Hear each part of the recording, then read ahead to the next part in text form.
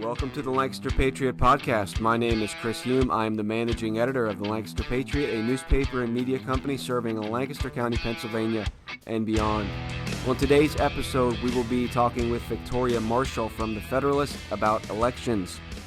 Before that, a brief word from one of our advertisers, and that is Heritage Floors. I've mentioned them before, and I'll mention them again. If you have not updated your floors in recent times, now is the time to do it. Go over to heritagefloorspa.com.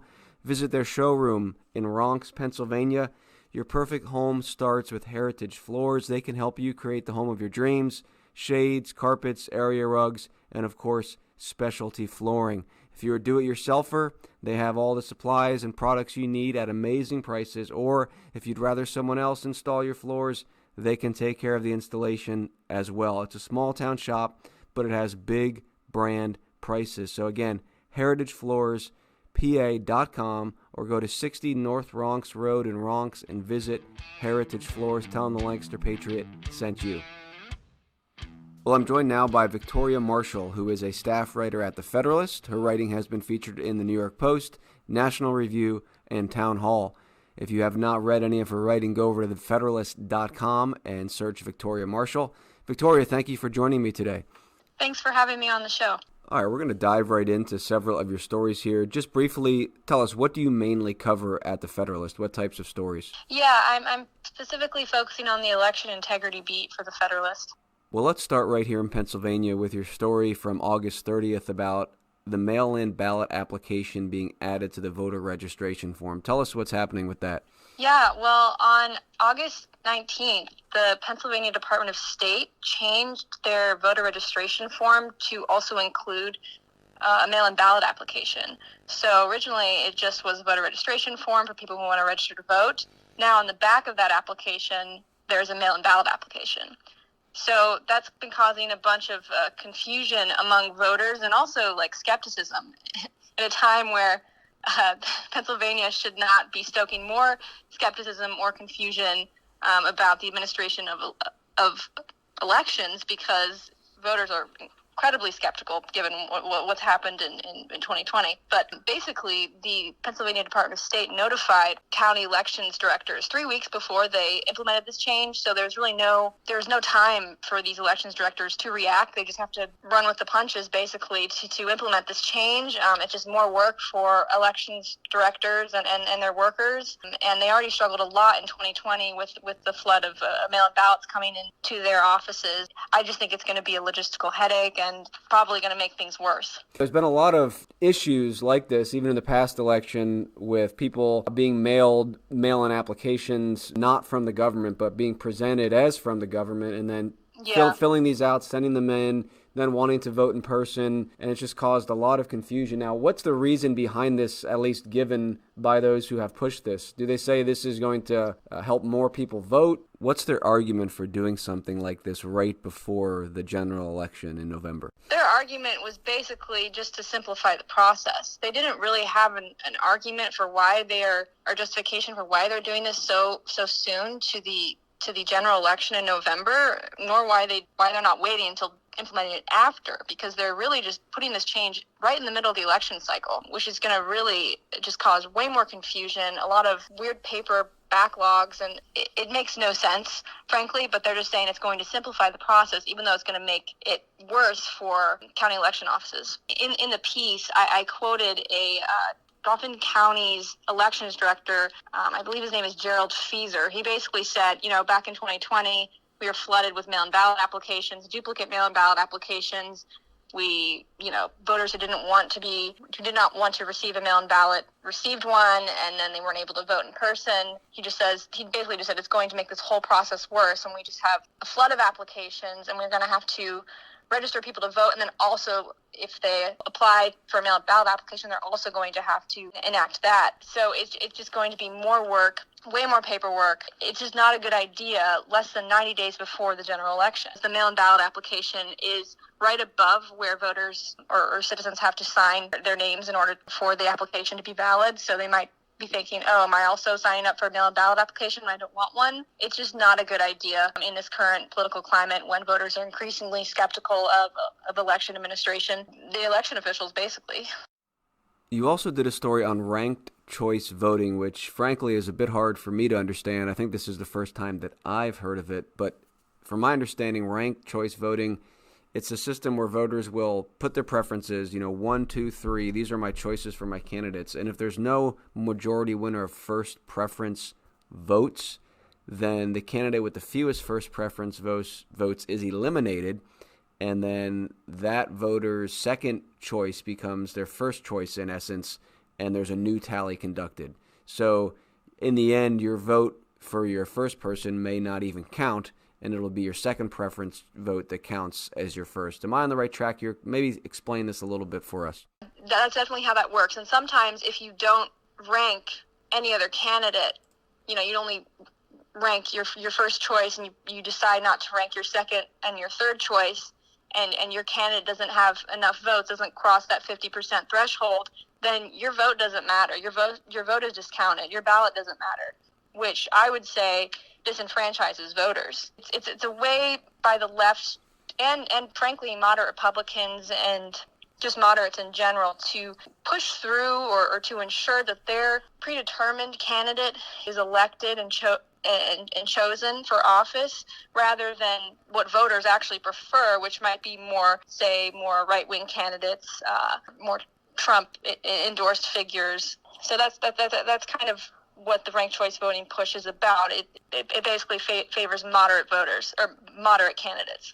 And let's talk a little bit more about this idea of competition here. Let's see, this recent story is Democrats are the real threat to democracy, just ask the Green Party. So what's going on there with the Democrats trying to remove the Green Party from the ballot? Is that what's happening? The Green Party is a left-wing party, third party in the United States, that the Democrats are intent at removing from different state ballots around the country in hotly contested, federal races or just any kind of race, because Democrats are worried that these Green Party candidates will take votes away from the Democratic candidates and therefore swing the election to the Republicans. We see this is happening in the North Carolina Senate race. Green Party candidate Matthew Hoh is running and is trying to be on the ballot in that race in November, and basically there was a whole concerted effort by Democrats to get him off the ballot. They alleged that there was a whole petition going around to get him on the ballot. Signatures on those petitions were fraudulent. Luckily, a federal judge ruled that was not the case, and Matthew Hoh will be able to appear on the ballot in November as the Green Party candidate. Democrats were trying to get him. They had this whole orchestrated effort to get him off the ballot because that is a highly contested race between the Democrat and the Republican, and basically any votes that'll go to the Green Party will basically be taking away votes from the Democrats. So obviously they want to win that race. And throughout the years, in the piece, I talk about how going back to 2004, Democrats have prevented and been successful at preventing Green Party candidates from appearing on ballots across the United States. Tell us about this lawsuit against the New York City election boards. The New York City Council back in January passed a law that allows non-citizen residents the right to vote in municipal elections. This is called Local Law 11, and it'll actually go into effect in 2023. But they passed it with a specific racial intent, or I guess you could say racial discriminatory intent, because they want to increase the political power of specific racial groups in New York City, specifically the Hispanic and Asian non-citizen resident population. So this lawsuit by the Public Interest Legal Foundation alleges that this and argues that this hurts black resident voters in New York City and devalues their vote in the city. There's about 1.7 million black residents in New York City, and they make up about 23% of the population. So the Public Interest Legal Foundation lawsuit documents how the city council members and the sponsors of the law, in their proceedings of debating this bill, fully acknowledge that this will actually the passing of this bill will actually hurt black residents and the impact of their votes, but they passed it anyway. So the lawsuit basically argues that this law violates the 15th Amendment to the United States Constitution and the Voting Rights Act because it was passed with a specific racial intent, increasing the political power of Hispanic and Asian non-citizen residents.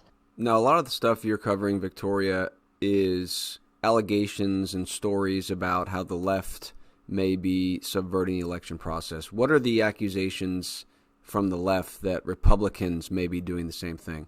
The left and the media, their whole campaign right now is just characterizing Republicans and election integrity advocates as election deniers, conspiracy theorists, and people who are intent on suppressing voters' rights or suppressing the vote, when that's completely, the opposite is true. It's just ridiculous because they're just trying to basically make our whole case illegitimate, even though it's clear that there are some serious issues that happened in the 2020 election, or the administration of the 2020 election, and having questions about what happened does not make someone an election denier. Really, the left is worried about how focused elected Republican and election integrity advocates are at making our elections more secure, at ensuring that they are free and fair, that everyone has an opportunity to vote, that their vote counts and matters, and that the elections aren't just going to be swung to the left because of some crazy maneuvering by the left. So right now, I would say their main kind of a campaign against the right is they're just castigating people who are concerned about the administration of elections as election deniers and trying to delegitimize our cause. I think this one story you wrote might be an example of that. This is about the Florida Election Integrity Task Force that was maligned by the media for, your story says, for legally challenging shady ballots. So walk us through that one briefly. What was this Florida Election Integrity Task Force doing, and how did the media spin that one? This happened in Orange County, Florida. A small little 20-person task force that's aligned with the Election Integrity Network is nonpartisan. They were basically just doing signature matching of ballots, and they caught about 20 ballots where the signatures didn't match the voter registration files. And so they challenged them according to the law and according to how you're supposed to challenge, how election clerks challenge them.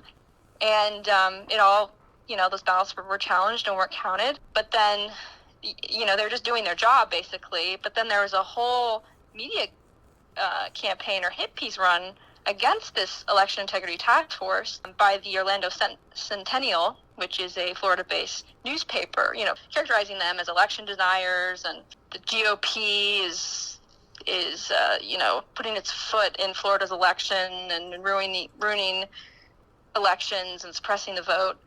And that wasn't the point of the task force at all. It was just making sure that every single ballot that was cast in that primary election in August was legitimate, and that the signatures matched. That's all they were doing.